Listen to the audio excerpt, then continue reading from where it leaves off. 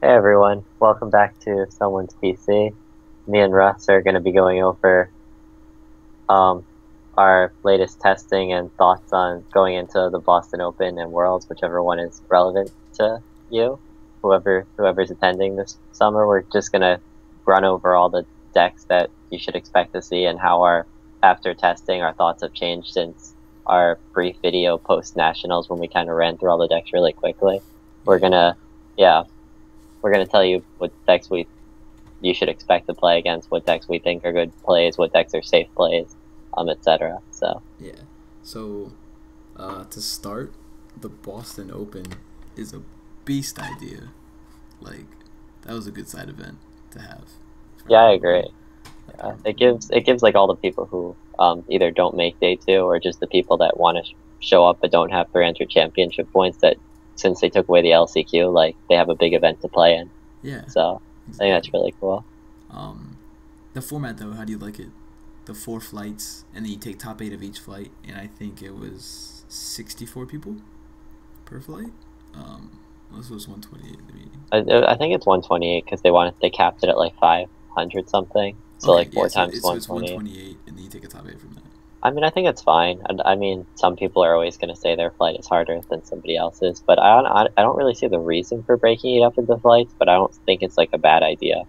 Yeah, I don't really, I don't think it has like a ton of impact. I think maybe it's just to make it more manageable so you don't have like 500 people yeah, like and just then kind of like rushing around like a zoo. It's like more manageable having like, okay, these 128 people in this section of the room, these 128 people in this section of the room.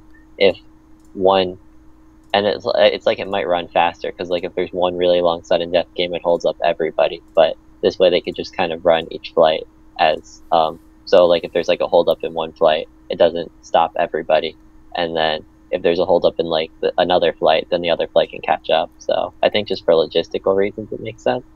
But yeah, yeah, I don't think it really makes any like difference like skill like tech wise or like choice skill wise. wise or anything really. Yeah, It's still kind of a crapshoot, yeah. considering that there's only like 128. And if it's only 128, that's what, 4 rounds, 5 rounds. No, it's more than that. It's like 6 or It's like something. 4 rounds for like a 16-person league Okay, challenge. okay, okay, okay. I don't Yeah. know. I'm not used to your guys' So it's system. probably Maybe like this is 5 for 32, 6 for 64. So it's probably like a 7 rounds. 7 rounds, I think. 7 round, have to go X1. Yeah, Yeah, seven maybe, but I think seven. Yeah, I don't know. I don't know. X11, something like that. yeah. Whatever. It's good. It's 2 out of 3 at least. Yeah, it's 2 out of 3. 2 out of 3. This current. Maybe X1 or XO2, something like that. So, just to get into it, testing has been decent. To say Decent, the yeah. least. I mean, We're trying to give like the X and Y on, and then like expanded videos out there, while at the same time still discussing and testing for Worlds. yeah. We're trying to give a little bit of everything, and it's hard. Like this time of the year, it's very awkward to make videos and write like for six prizes because some people don't care about the current format. They just want to know about XY on or expand it. Some people don't care about any of the XY on stuff. They don't want to think about it because they're just trying to get ready for World. So Yeah, it's hard to appeal to everybody at the same time, but we're doing our best. there's like a bunch of So, different markets to appeal to, and then you have the people who want to go to the Boston Open and then play yeah, that, and then like I think that there were a lot of people some who people were, aren't going to Worlds, so it's the same thing. Like they're basically Worlds competitors if they're trying to get the Boston Open and actually yeah, a lot of perform people well didn't there. care about this format, but they were going to go to Worlds anyway just because friends or Yeah, siblings or whatever. But now the Boston Open gives them a reason to care more, I guess, because it's basically the equivalent of a regional. yeah. So it gives you a huge head start on the season. Um. Okay, so just getting into it then. I'm super tired. All right. Yeah. Uh, Toad bats. How do you feel about it going in? Or like, but what we're gonna do, just to backtrack, is go over 10 different decks that we think are the top 10 right now. To pick Yeah. from, to either pick from the ones you'll Or see, prepare for. or the ones that we heard other people are going to play, or like expect to see when they're playing and stuff. Because I think Dylan and I have like 2 different networks of people. Like you talk to a lot of like the foreign players, and then other players that I usually never speak to, and then we get Yeah. to Honestly, everybody compare I've my friends. spoken to is not like set on a deck. but I Same, just feel like same. there's kind of like these are I don't know, I view it more as like 10 decks that like you can like at least expect to see day one. Some of them like more popular than others, but like decks that I would not go in totally unprepared for. Yeah, Just sure. like to test it, more like they should be in your testing gauntlet than I know X amount of people are going to play this deck, because I think like with still like a few weeks to come and the format being so wide open, everything having a bad matchup, I think it's kind of like nationals where a lot of players are going to pick something last minute because it's hard to be comfortable with a deck when there's like 10 different decks you have to prepare for. Hmm. And then some people just do they covet to the deck they played all season, or the deck they particularly love. Yeah, a lot of people like test a lot of stuff and they just fall back to what they're most comfortable to. I never get attached to a deck, but Yeah. it's different for different people. But I guess I mean Toad Bats. I think Toad uh Manectric Crobat, like kind of like Christy Britton played, is like the best version right now. I mean, I wrote about it in my Six Prizes article how I thought that version was a lot better than Size Bateau Garbodor. Um, I don't know. Manectric gives you a lot more outs, and the Rock Guard, like Manectric and Rock Guard, I feel like give you an edge in Toad Mirror. Manectric is like a very good attacker against Metal, because if Metal gets set up, Quaking Punch isn't really going to get you there on its Yeah. own. And with Toad Bats, like Garbodor shuts off the Bronze Song, so you can like win with Energy Denial. But in Toad Bats, you don't have that luxury, so you really have to like just the bat damage is not enough. So you really need an extra attacker like Manectric to keep you in the game. And I just feel like having I don't The know. overrun is the better thing. It's better. It's a lot better than Assault Laser in that matchup too. Yeah, Like overrunning and then poking down Bronzong plus bat damage really starts to take a toll on them. And then you're resistant, so the odds of them actually one hit KOing you like then pretty you go slim. bad. And they can You two go hit bad KO at you probably like late, like mid game, but early yeah, game you're pretty and much it's really dead. good for picking off like Shamans too. Yeah, It's getting two prizes, so there's like different ways you can approach it, but like Manectric is better attacker. yeah, okay. But to play the Manectric version, you take like a really uneasy Manectric matchup, which I don't like. Against Cause Mega Manectric, you mean? yeah, Mega Manectric slaughters. Cause you have Baby Manectric and you're like, okay, cool, I can produce 120 or up to like 140, and if you're playing her version, which plays like the Laser Bank variant, then it's somewhat better, but you can't one hit KO, and it's kind of tough to two hit KO because if they're playing intelligently, they can just retreat and then Yeah, just dish out like another 110 to you. It's I hated that matchup when I was playing the quad Manectric ones. Like if I didn't even play it on Rough Seas, I let them play it. Hopefully they're only running two, they prize one, and I'm like, okay, cool. You get a couple turns before you get there.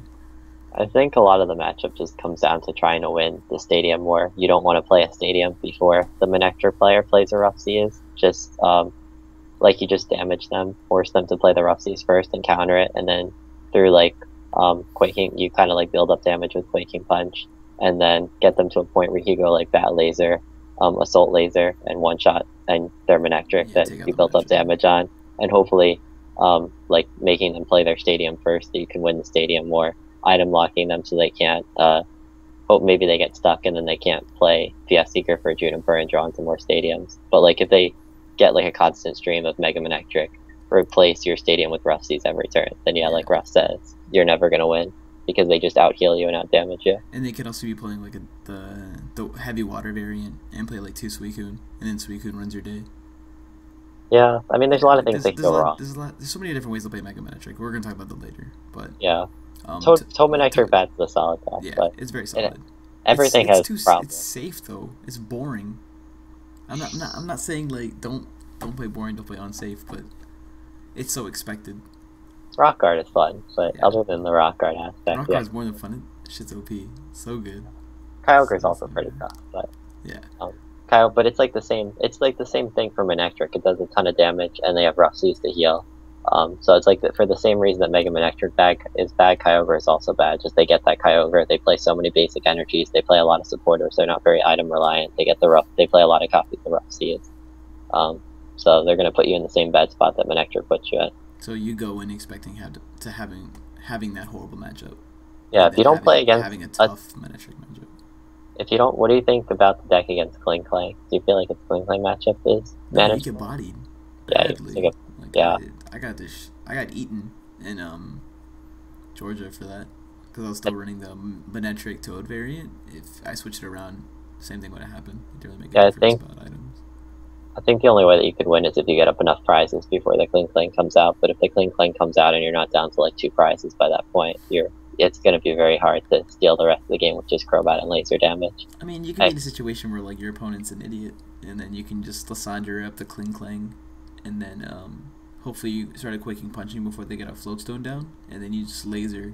Yeah, Quaking Punch laser. Yeah, Quaking Punch laser, and then lock out the float.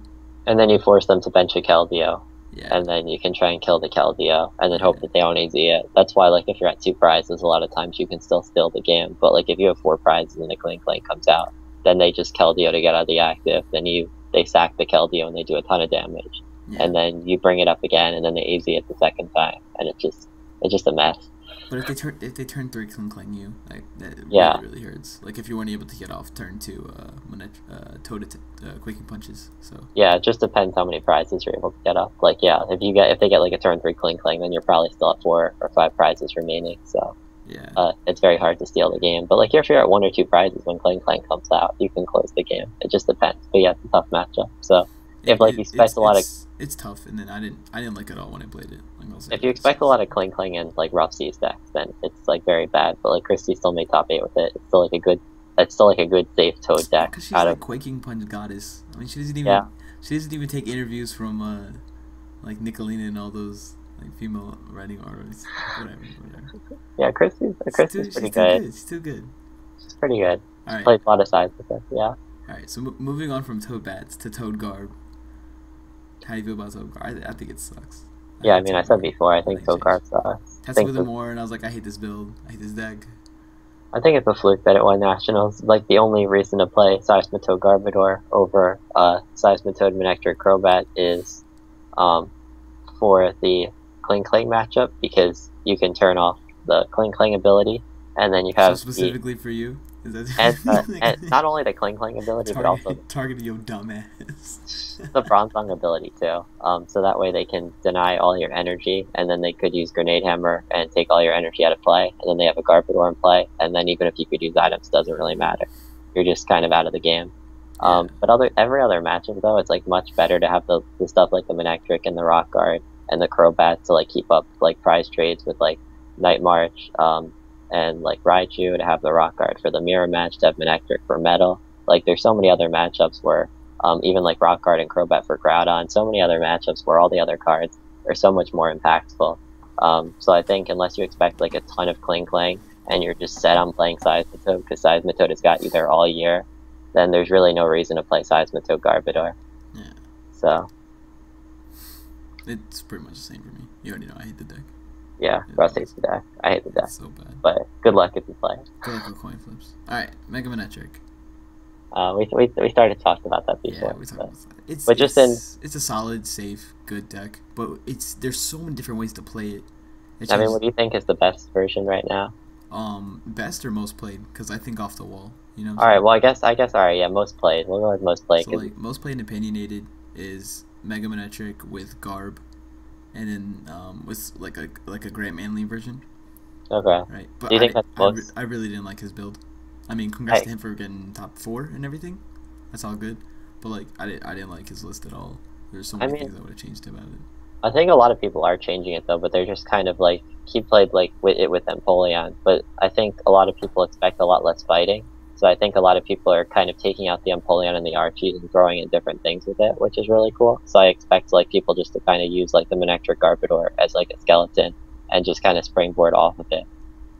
Whereas like a lot of people are like copying my Kling Kling list or like Stefan's Groudon list card for card or almost card for card. I think that there's the Manectric Garbodor lists are gonna differ a lot from Grant's list that made top 4. Yeah, I think it's super strong though. Like I'll give it that. It's one of my top contenders. Do you think that Manectric? Do you think why Garbodor though? Do you think that's because you need to play around stupid stuff, like particularly Kling Klang. Yeah, Kling Klang. I think it's Altaria if Altaria in Rayquaza Metal. Metal Ray. And yeah. Then there's a couple more. I forgot what Pokemon. I mean, Manectric is just super solid because you're able to use Turbo Bolt to 2-shot pretty much everything. Rough Seas makes everybody have to like 2 or 3 shot you for the most part, and then because like because of its like energy cost, like with lightning and the colorless, you kind of like splash any attacker with it. Like you could play water, you could play fire, you could throw Yeah. grass guys with it. It's like it's just But Manectric's just been like a very versatile card all year. my So version, I want flare tools, man. Just like I played into Manectric bats. Like I think flare tools are just broken. I think I Because think for people sleep on them, man. Like if you get not the Jamie net, just head ringers. Like if you head ringer some of the stupid stuff that's going on. jamming that was good This during current City. top 10, it's good. It's good. I It's so think juicy. I think Headringer worked way better in the Manectric Crobat deck that you like to play so much because you didn't have focus on Turbo Bolt, you focused on like doing a ton of damage with Assault Laser so much. So But Headringer you was can't not only switch a back and forth. You know what I'm saying? huh? Like can you not switch back and forth between You turbo can. bolts and like adapt You can, adapt you to can. survive? Sometimes, yeah, sometimes you still use Assault Laser. It's nice to have it, just finding space for it, I guess. But in that deck, like Headringer doubles as like a disruption card and like a plus 60 damage card. Yeah. But We might have talked about this in our past video, but like a way to beat Mega Manectric was like Ninetales or like fighting him with the Stadium War. From our testing, I don't think Ninetales is enough to do it. Like it's just you make your deck more inconsistent by trying to play that line instead of just trying to run more stadiums to like fight them with.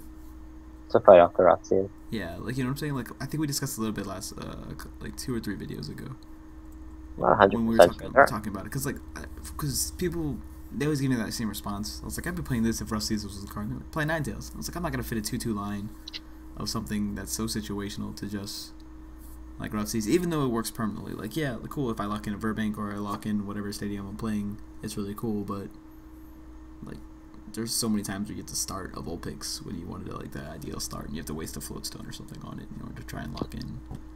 Yeah, I agree. There's just some decks where it's just they fundamentally don't trade well with Manectric. I mean, Manectric is a 210 HP Mega Pokemon Yeah. that's gonna set up turn 2, and with the healing cards, if you can't one-shot Manectric, Then they're gonna it's gonna two-shot be you. very difficult. Yeah, it's gonna be very difficult to trade efficiently with it. But there are a lot of things to keep Manectric in check.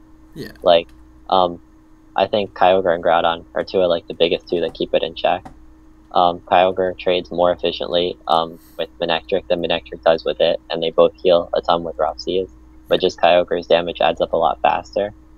So And on that note, when people hear that and they're like, "Oh, that's why I played Manectric VG" or something like that, you know? yeah, And yeah, that's true. I've seen some people playing that at LCs and testing it.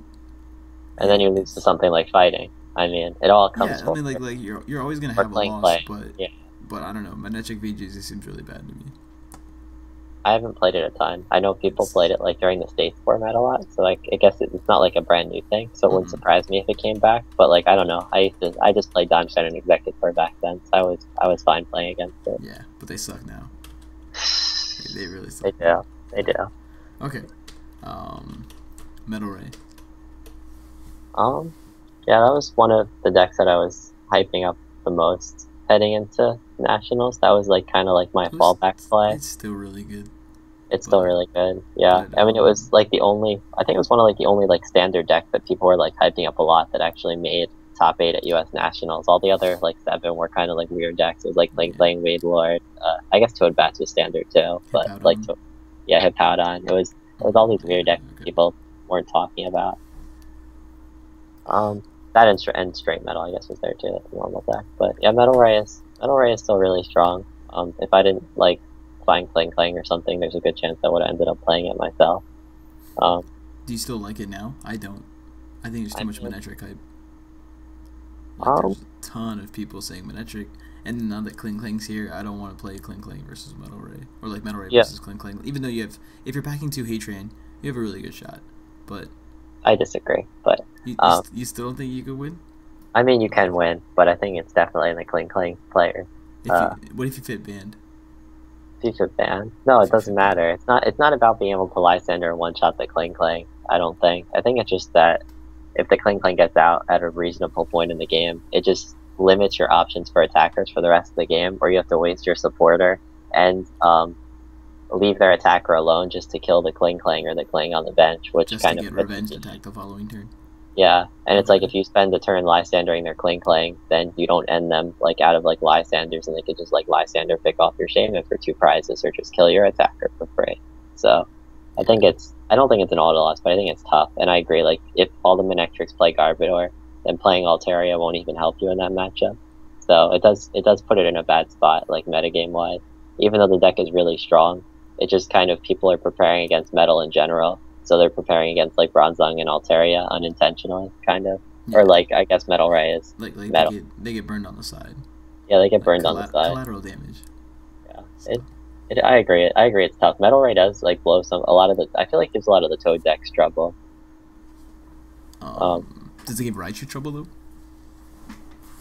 you have to play Altaria. Yeah.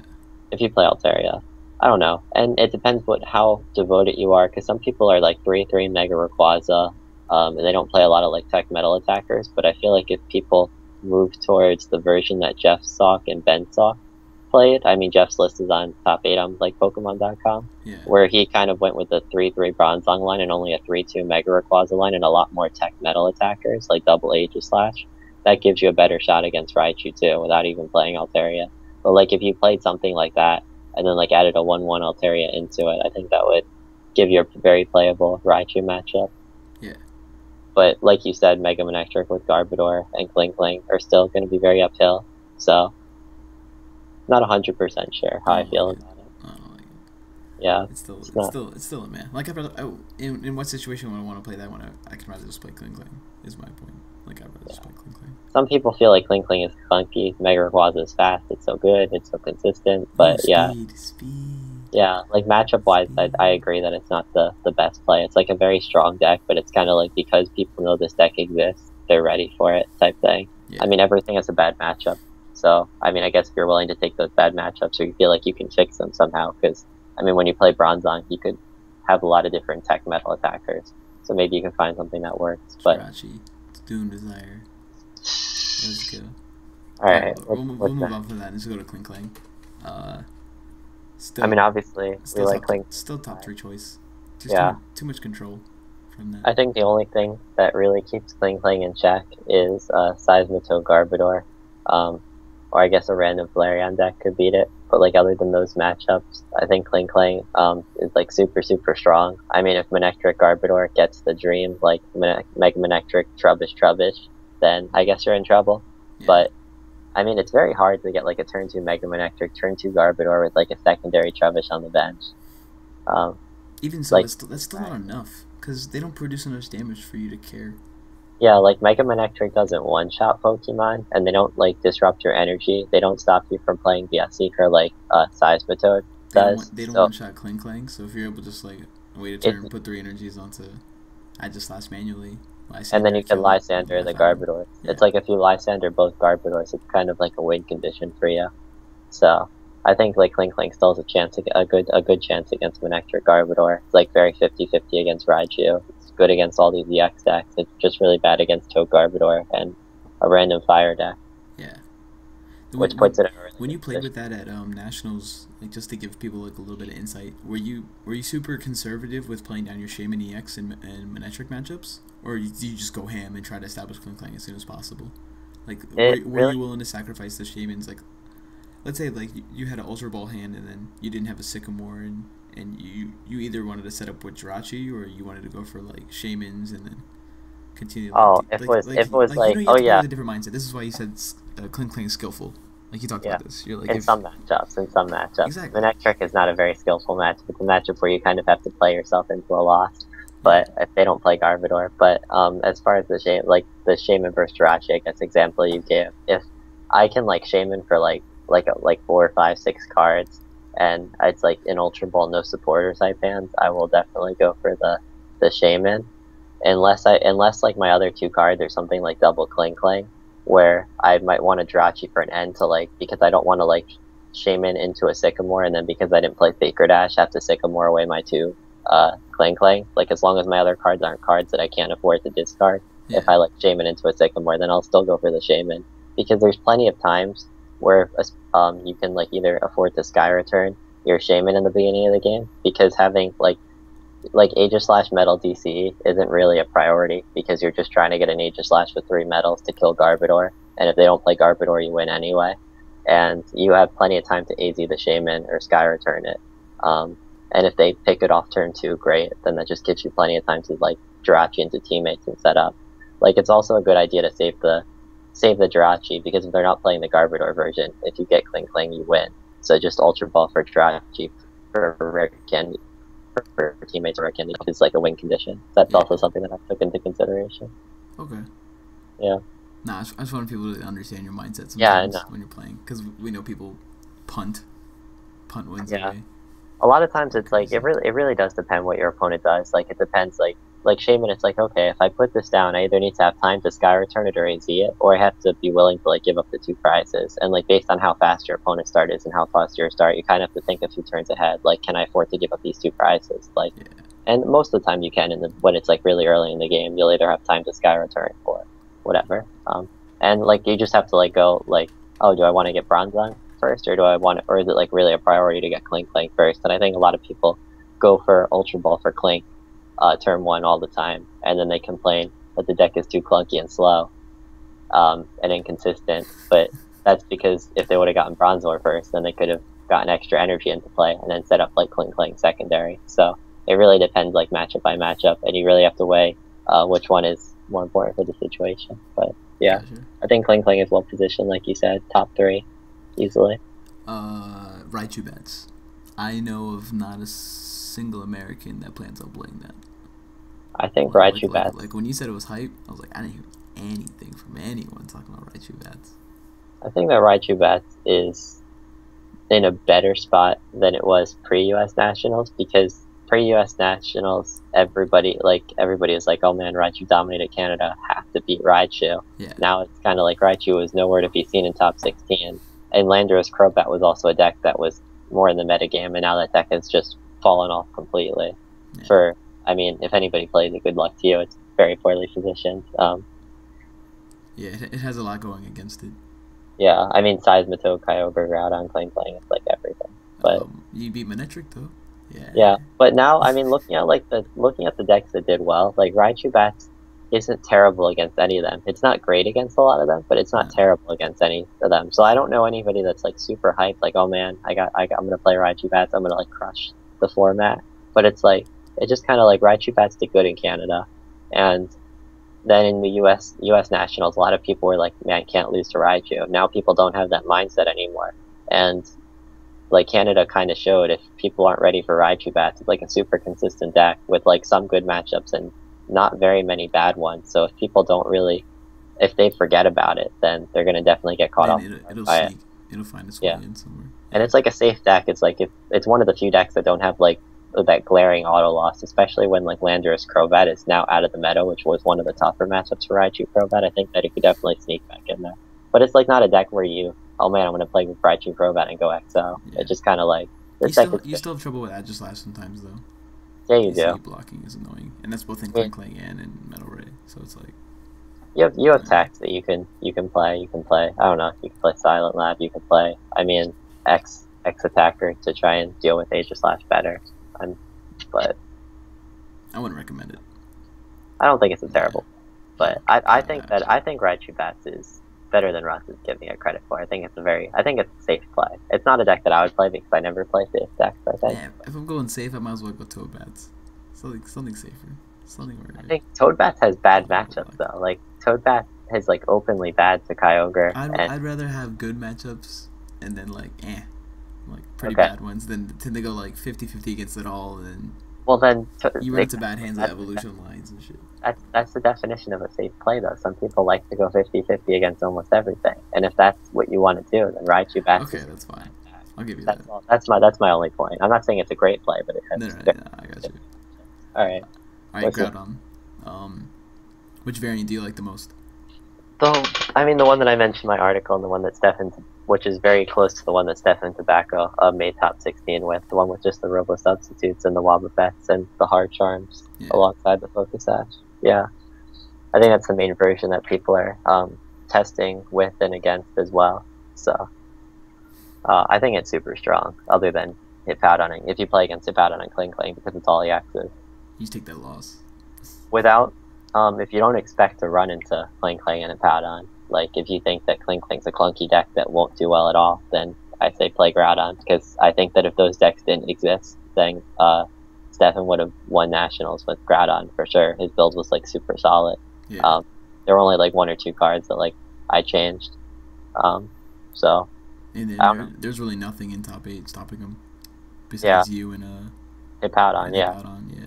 He lost to me day 1, me day 2, and Hippowdon. Like the last 2 rounds, he had to play against me and Hippowdon, which was super unfortunate for him. Yeah. Because all the other matchups for Groudon are really just that good. Like not very many things interact with Groudon. You can't Lysander it on the bench. It just gets built up, and then it runs over all your Pokemon. And Robo Substitute and Wobbuffet give you so much time to hide behind and set up. There's like really nothing you can do if your deck isn't built to deal with Groudon. And it's like a very hard deck to tech for as well. I like the Dragonite variant still. I still think it's decent. Tested the Dragonite variant as much recently, but I could see it coming back. It's somewhat good. I mean, the thing is, like, I feel like the Dragonite variant is less consistent, and I feel like all the, I mean, I played it at regionals, but I feel like now the only decks that beat Groudon or the anti-EX decks, and if you add Dragonite into your deck, it doesn't fix the Kling and Hippowdon matchups, and it just makes your deck less consistent. It might make some of the other good matchups better, but at the cost of making you draw when it works, but then at the cost of making you draw dead other times. So I think if you're adding Dragonite into your deck, you have to have a good reason, like, oh, adding Dragonite makes this matchup better. Because if you don't, then I think it's better just to play the tried and true Robo Substitute Hard Charm version. Yeah. Groudon also loses to Night March. That's another thing. I forget Night March exists sometimes, but Night March could catch you So off does guard everyone as well. else. They let it sneak by. With all this talk about like Toad being good and then Groudon being good, what about VG? Like, Oh yeah, making a VG could comeback come back. VG for, could. It's gonna win Worlds twice, guys. yeah. I honestly wouldn't be surprised if VG won Worlds. I'd be surprised if it actually won. I'm not surprised if people actually play it. I wouldn't be surprised if it won. Because there's so many things that can beat its facing. Like outside of hitting that perfect matchup where something's beat the grass, like so many things beat its facing.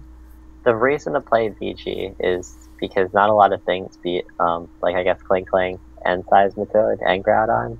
Yeah. Like they're all like very different, and VG, like it takes advantage of the grass weak things, and then you can G booster through Kling.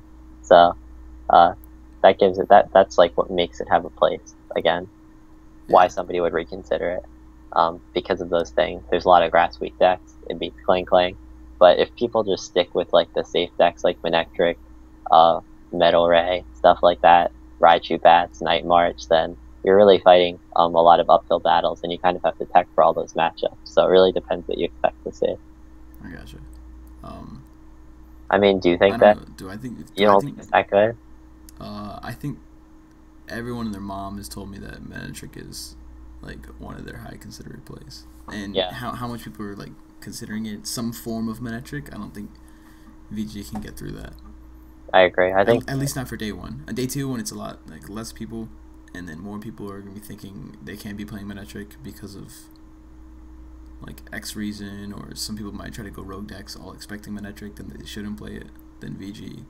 yeah, it's just a Might be meta able to gameplay, tap. really. You expect a ton of Manectric. Like I played Manectric Aegis at one time, and when I was building it at like 6 a.m., I was like, "Does Manectric beat VG?" And you're like, "Yeah." I'm like, okay. And then in top 8, I played against Frizzy and Genesect, and I lost game 1 because I drew dead. But I was like, yeah, Literally by woke up to you asking me that question.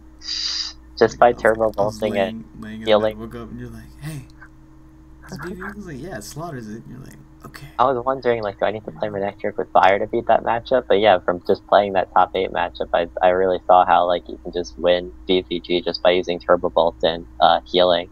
If you Turbo are Ball, going to... retreat, hit it. From the VG side, though, I think one of the best things that you can do to tech for that matchup without devoting a ton of space is to play Deoxys EX, because it's a really big deal being able to G-Booster for 210 against Mega Manectric. Yeah. Because otherwise if they just heal off all the damage with a max potion like Grant played in his list, it's going to be very, very... Or if you just like set up Snipe Foot Manectric for 20, heal it with Rough Seas. If you hit the active Manectric for 120, then they just heal it with a max potion. And it's going to be very difficult to kill 2 straight Manectrics with G-Booster, which is one of the ways that you can win the game.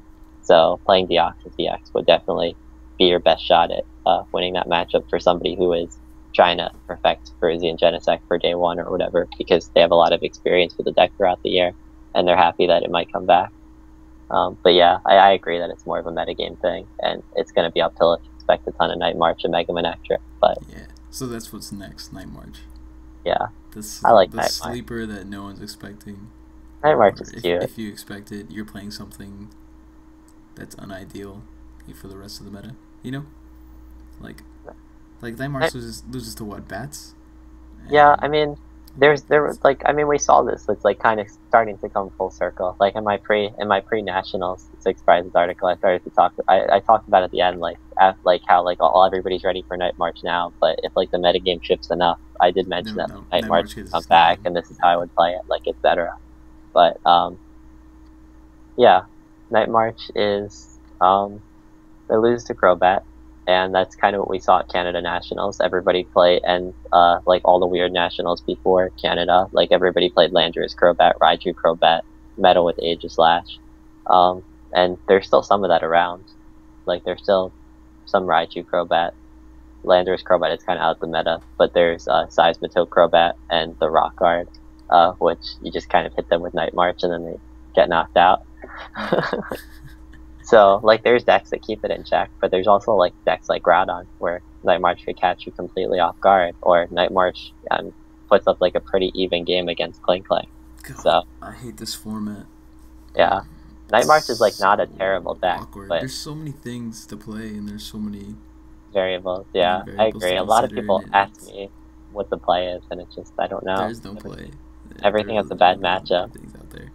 And it's very hard to make a new deck, like a rogue deck, because there's so many different decks that function so differently. It's like, okay, I have to build a deck that doesn't rely too much on EXs so I don't lose the Clink Clink. And I have to be able to deal with like Seismitoad's item lock and energy disruption. Yeah. And I can't be too reliant on ability so I'm not shut off by Garbodor. And I have to play, I have to be able to trade efficiently with non-EX Pokemon that deal 200 damage for 1 energy turn 2. Yeah. And I also have to be able to interact with a Groudon that can't be affected by any item cards, can't be Lysander, and just does 200 damage a turn. And I have to be able to deal with like all these rough seas decks. And it's so hard to do that with one deck. Yeah, so you can't. So you just have to like cut your losses somewhere. You either have to cut your losses, or you have to be like, okay, this deck is very good and lose to something, and just kind of find that one tech that everybody's overlooking, and then like fix that one bad matchup. And then you just have like a deck that's like, okay, that everybody thought wasn't playing this deck because it lost to X, but if you add in these 2 cards, it fixes X, and now I have something that is 50-50 or better against everything. I haven't found that yet, but if somebody does, then that would be. I think like coming up with a tech that's everybody overlooked on like an already known deck is more likely than some rogue deck just coming out of nowhere. But you never know. It's Worlds. It's Worlds. It's Boston Open. Yeah, we kind of got off track from Night March, but yeah. Joltik's cute. The last one on the list is Bunnelby, the one that Canaves and Harrison. Yeah, a lot of people. Yeah, they didn't post the list. A lot of people aren't talking about it. I mean, I guess some of this goes into Wailord in general, just like mill decks in general too. You kind of group them together. Yeah. So, do you like the deck, or do you hate it, or you haven't played this with, have you? I have only played a couple games with it and a couple games against it, so my experience with Bunnelby is less than it is with Wailord. I remember that I think it had trouble with Metal and with Manectric, just because Landy Bats. Okay, Landy Bats ate it. That's what happened to Canaves. He ran into Landy Bats. I forget that Landy Bats. He's like, what is this? Why is people playing Landers? This hurts. Yeah. I haven't even been counting like Landorus Crobat as like a bad matchup just because it's so out of the meta game now. But yeah, that is a bad matchup too. But I think it relies on like energy disruption a lot, and Manectric and Bronzong can get energies back. So then the way that Bunnelby has to win is it has to get something stuck active. But if the metal deck plays AZ, which I think all the better ones are now, then you can just AZ and VS Seeker for AZ, so they can never get something stuck active with either like Silent Lab or like Team Aqua's Hideout or whatever. Yeah. And you aren't really phased by the energy disruption because you can just Metal Lynx or Turbo Bolt it back, and then you just kind of go through all the Benelbis. So unless they hit like really good discards, I don't see them being able to win unless they have some new hot tech that I don't know about. But Yeah. I think, and Whale Lord, and obviously like because of the Whale Lord factor at Nationals, a lot of people are throwing Benelbi into decks that they wouldn't normally throw Benelbi into. Yeah. Uh, How do you feel about that? Like, are you considering it doing yourself, or have you not tested with it? Because I've thrown a Bunnelby in everything that cannot stand a chance against Whale or straight up, and in doing so, like, it helps out the Bunnelby matchup. well, I think throwing Whale Lord in every single deck is not a good idea Throwing because Bunnelby in some it, decks, yeah, I mean, throwing Benelvi, yeah, yeah, I gotcha. Whale Lord, throwing Whale Lord in every deck might be a good idea. Whale Lord's awesome, but throwing Benelvi in every deck is not a good idea because some decks can already beat these mill decks. Like playing a metal deck with AZ is usually enough to have a good matchup against the mill decks if you have actually tested the matchup and know how to approach it correctly, like getting both Bronzongs, being careful not to Juniper too many times, um, conserving AZ and VS Seeker so you don't get stuck active. All those like play a role, and it's like if you actually test the matchups, then you're like, okay, I can beat these mill decks most of the time. I don't really need to devote a spot to Penelope. Then there's some decks like Stefan's Groudon that can play Penelope naturally because it helps you not run out of stadiums or resources or whatever. And you need to play Pokemon to sacrifice before Groudon anyway. So instead of playing a fourth Wobbuffet, why not just play a Penelope? So that makes a lot of sense. Yeah. And then Flareon, like if you wanted to play a deck like that, plays a ton of Pokemon. Like let's say I believe that I have to play like an arbitrary number, like 25 Pokemon. I haven't played Flareon in a while. So it's like, okay, I could take out X tech Pokemon for this tech Pokemon, and it doesn't really take up the deck space because I had to play 25 Pokemon anyway. But a lot of other decks like Raichu and Night March, and like Manectric, they might struggle with Wailord, and Penelope doesn't really help the deck a lot by itself, so it takes up a deck space for a matchup that you might not see. So I think it's like one of those decisions that you have to make last minute. If I expect to see Wailord, I'll throw this Penelope in, otherwise I'll play a consistency card or I'll play attack for a different matchup. Like all those decks that kind of fall into the category, they lose to Wailord, so it's not something that I'm going to decide until like 4 a.m. the day before, like usual. Yeah. But if you want to be safe, then, and you do want to, like, which might be the right call for day one, because who knows, I don't really know how the general population will think. A lot of people seem to like Wildlife, then it might be a safe call, like Russ said. Yeah, I'd rather save than sorry on day one. Or Yeah. Boston Open. Boston Open, if you run into a Whaler and that's like your one loss for the rest of the tournament, no thanks. I'll just play a Bunnelby. It does suck. And you can do a lot of cool deck outs with Penelope. A lot of people forget. A lot of people just sit there with just 2 cards, exactly 2 cards left in their deck, and don't play the end. Penelope can steal the game. It could be the hero. Okay, so that's the end of the list. Hopefully, we didn't talk about it, Powdon. Hopefully, Do people you don't want to bug us. No, let's not talk about Powdon. Alright. You tested it. Okay, how'd you like it? I hated it. Alright. Yeah, it was kind of inconsistent. Yeah, I agree. It's like What? it's a little inconsistent. Super inconsistent. But I think Hippowdon is a deck though that I mean I just want to note it because I think it's worth play testing against Hippowdon because if you have never played against the deck before, it's very easy to make a lot of mistakes. Like Hippowdon was a deck where I was testing it against like kind of like average and above average, slightly above average people, and I would win a lot of games when I played Hippowdon, and then I went to play against Hippowdon, and then I would win a lot of games against it. Like I felt like a lot of people, when they played against Hippowdon, they just really didn't have any idea what to do because they just thought Hippowdon's a terrible deck. It was a fluke that it made it top 8, and then they didn't know how to approach the matchup, and then they lost. Yeah. So I think that somebody could test a ton of games with Hippowdon, go into day 1 with it, and beat a lot of people that didn't test against the deck, and then play against a bunch of Manectrics and Groudons and Kyogres, and then make day 2.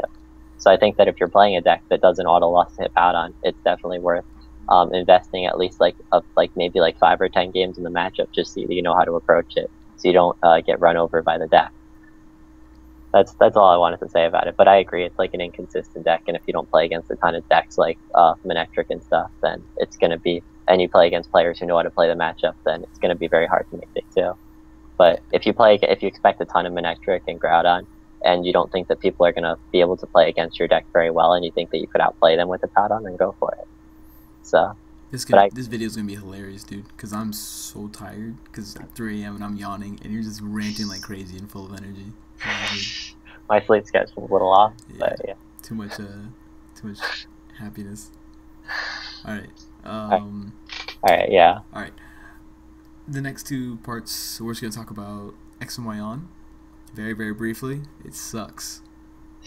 It's so bad. Hopefully next set. Why is it bad though? Why is it bad? Because the supporters we have. Yeah. And you don't like Birch? I think Birch is an exciting supporter, and then Shauna is Shemchen's favorite supporter. So bad. It's not fun. I feel like there's a blatant 3 decks that outclass everyone else by so much. Metal Ray is disgusting. Vespi Queen is the same as Flareon. It's also disgusting. Like, it's really, really good. I think a lot of the reason why those decks are disgusting too is because a lot of decks are forced to play multiple Shauna or Birch, and these decks rely on kind of like that battle compressor or like Shaman speed engine, so they're not reduced to playing a lot of these subpar supporters. Yeah. They could get away with only playing 1 or 2 Shauna or 1 or 2 Birch, and just going 4 VS Seeker, 4 Sycamore, full speed ahead. Yeah. A bunch of Shaman, so I think they don't really get hurt by that. While you're sitting here trying to get your setup because you're playing bad supporters like Shauna and Birch, they already got there on turn 1. Yeah. And have everything they need, and then their deck is super thin. So hopefully this week we're gonna upload commentary of Rayquaza Metal. We will, of our good games. Yeah, we played a best of, or I think it was only 2 games, but yeah. We only played 2 games because video died on us the last one. Yeah, but we'll have commentary for those. And Hoopa is the other thing that makes Rayquaza a lot better. You just Ultra Ball for Hoopa and basically have your entire setup. So there's that. Hoopa's really good, guys. Other than that, I hope next set changes a lot. Because Ancient Origins was super underwhelming for me. Going into cities, you mean? Yeah, going into cities. Hopefully the next set's actually brings us the other supporters or gives us. I feel if we get better draw supporters, though, I think that it'll be a lot better. The only reason why the format feels bad is because all the other decks feel slow and clunky, where the other decks that rely on Shaman or the Battle Compressor engine are super good. But if we got better supporters, I feel it would make the game a lot better. Which I think they'll save. They know what they're doing. Yeah. Especially with the way they've been going, banning Trump and then creating the expanded list and everything. A Gumi with a good ability in the next set. Exactly. They're going in the right direction. I'm just waiting for the good Goodra. Okay. They're setting the stage for a Gumi deck. And then next, there's a lot of people that are switching over from other games or just starting. And I know they message you a lot, and they also message me a lot too, which is what should they invest into in the upcoming year, money-wise? Is this assuming that they have no cards at all? They have next to no cards, or they just started buying Roaring Skies. You know what I'm saying? Yeah. So for me, they're Russ, what should I play next season, or what should I be buying? And I'm do you plan on going to regionals? That's the first question. If because then it depends if you want it expanded stuff or not. Yeah, don't worry about anything expanded. If you are, pick up some Shift Tree NXD, because that deck's really, really good. Beaches, and then Wobbuffet. Yeah, it's really Wobs, and save old black and white cards that are good. Archeops. Level Ball. Yeah, Archeops. No, Level Ball's standard now, dude. Oh yeah, that's right. That's right. Let's go. All right. Yeah, Archeops, Dark Patch, Rainbow Energy, Prism Energy, the Blend Energies. Is Rainbow Energy not legal anymore? No, Rainbow Energy is legal. Okay, it is legal. Okay. It came out XY. Okay, I thought it was legal, but I thought we were listing just expanded cards. I think I just got Prism, and Blend and everything. Okay. I'm not used to taking 10 damage and playing energy now. Alright, and then if you're playing from X and Y on... new cards to invest in? I guess you should buy a set of Shamans for yourself, no matter what. Yeah. Because you might at least 3. At least 3. At least 3. I just get a set. Stop being cheap. You just spend $60. Hoop is good in certain decks. I mean, Hoop is worth investing into. Mega Manetric, Stator Manetric. Gengar might have a chance again. Maybe. Maybe. But is it a safe investment? No, never mind. Yeah, it's not really a safe investment. I don't know. A lot of things are deck specific. Vespi Queen's definitely gonna be good. That's without a doubt. Yeah, and Vespi Queen's cheap. So. Stuff for Metal Ray, like Agislash, and all that. I mean, like Bronzong, just in general, like Bronzong's Bronzong, good. like a couple of metal Pokemon. Bronzong's like very versatile and seems to be splashed into a lot of Yeah, decks. I think Dragon Rayquaza is really good. Yeah. I think I mean, but it's that's gonna like have a a lot. chance. Some things are like very deck specific, and then some things like Shaman are like splashable and everything. So it's like, don't I like if I were new to the game, I wouldn't go out and buy like Dragon Rayquazas and buy Metal Rayquazas and buy every single Yeah, EX that's competitive. Like you just kind of like Shaman's gonna be in everything. Hoopa might have like some versatility. Like Bronzong is like cheap and it has versatility. Uh, versatility. versatility, That's versatility. that's What was it? Garatnia. That's what everyone gave it crap for. yeah, everybody hated on our grammar last time, so I gotta Garatnia. make sure we get it right. Shaman like Vespiquen like cheap and it's gonna be good for a while. So might as well pick that up. But I don't know. I know everybody has like a limited budget, like it's the real world. It's like I proxy a ton of stuff when I test. Yeah, Just like play it online or proxy it first before you buy like all the super expensive EXs. Like a lot of people are really hyped for Tyranitar. it's bad. And like It's we bad. played Tyranitar, I think as we showed in like one of our videos if we didn't post it already. That yeah, it's just like very slow and clunky, and it's like if you just go out and buy like the latest type card, then you end up just like wasting like $50. Yeah. So So Sceptile, Ampharos, Tyranitar, all of them were super underwhelming in our testing. yeah, honestly, Skeptile I think is like the most promising card out of all Yeah, of them, but it's just very bad in the metagame because a lot of the best decks one shot you like Vespiquen and Rayquaza, and the deck is based on healing with Skeptile's attack. And if you're getting one shot, then the healing aspect of it is kind of a moot point. yeah. So, That and like, you don't have a good partner. Lugia EX is good though. We've oh heard yeah, that. Lugia, yeah, because I Lugia forgot EX is about really that. good. Yeah, he Um, was kind of like slept on him, and then we started testing him in like the Metal Ray deck, and he's just like one of those cards like Mewtwo that's gonna be like in and out of the format for a long time. If like big energy attackers are relevant, Lugia is gonna be super splashable. yeah. Pick up Ace Trainers, pick up Lysandre, and pick up Hex Maniac. All good. All VS proven Seeker, pretty cheap. Sycamore, if you don't have those by now. Yeah, they're easy peasy. Yeah, okay. And then Giratina, not Garatnia. Giratina. He's okay. He's good. He's Might be worth good it. in the future. He's not He's good. worth to pick up if you get it for cheap. That's it. Okay. Don't invest too much into it. It hasn't proven its worth now. Vileplume is super underwhelming until we find the right build for it.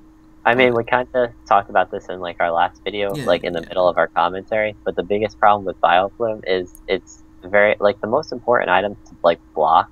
Like if you don't go first, like if you could go first and get Bioflume turn one, that's like best case scenario. But otherwise, your opponent like gets to use all their Ultra Balls and stuff to set up. So like the best items to block are really VS Seeker throughout the game, Switch, and then Battle Compressor against like a deck like Vespiquen. But a lot of the other items like aren't really essential for a deck to function. Like if once they get their Pokemon out, you block Ultra Ball, so what? Your opponent might have a couple dead trainers males, not a huge deal. Like I don't know, it's that like you block Muscle Band, I guess. But to set up this Vileplume quick enough for all that to be relevant, really, you need to play a lot of items yourself. And like we were playing like Unknowns and Level Balls and Ultra Balls and Trainers Mail. I don't know. I might have said some of those things twice, but I don't know. We played No, quite a there's bit actually of other items ones in that our are good. Vileplume deck, and it doesn't even come out super consistently, even with all these Shamans and these speedy trainers. So you have to play all these speedy trainers to get this Vileplume out. It doesn't even work like an overwhelming majority of the time. And then when you do that, the Vileplume out, you have all these dead cards yourself. So is it really worth it to play this Vileplume and all these like trainer cards just to shut off like a couple like some VS Seekers and Switch and Battle Compressor? I mean, maybe if something like Excelgor came back, where like you can block Switch and then lock them infinitely, like with the paralysis, then it's super good. But other than that, it's like not. It did feel underwhelming. The other thing is Hex Maniac counters it, as you can kind of see in our Vespiquen versus Vileplume Giratina video. Yeah. Not When you Giratina. Hex Maniac and then play 4 VS Seekers. Yeah, it's like, oh wow, you're stopping me from playing all these VS Seekers, but I can Hex Maniac and play them all anyway. So there was, and more Battle Compressor, so there was that. So I think those factors make Vileplume pretty underwhelming. Alright, that should be it. Alright. There's not much else to talk about.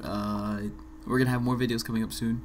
Yeah, of us. probably the commentary is going to be the next commentary video. for X and Y on, and then we're gonna do a couple expanded videos once next time you and I get back together with the rest of the guys from Someone's PC. Yeah, it should be before Worlds, sometime before Worlds. But if it might not be like in the next few days, but we'll get it out like way before Yeah. regionals because I know a lot of you guys are asking about expanded, but like regionals isn't for like another couple months, guys. Don't worry, we'll get them. We'll get them all out. Yeah, we'll have everything out there by that time. If we don't do another discussion video, which I think we will before Worlds, like one last wrap up. But if you see us at Worlds, please come by and talk to us, or like say what's up, tell us what you think about the videos. I don't know. We're all pretty cool guys, and we're pretty personable. And then we won't yell at you or anything for bugging us too much. But yeah, we don't mind helping people out. We appreciate it. We appreciate all the support and criticism we get. So yeah, even on Garatnia. That was so annoying to deal with. I was like, all right, we got it. I thought it was pretty silly. Yo, say Garatnia, right? I was like, all right, yo. First 34 people didn't say it yet. All right, guys. Have a good day. All right, see ya.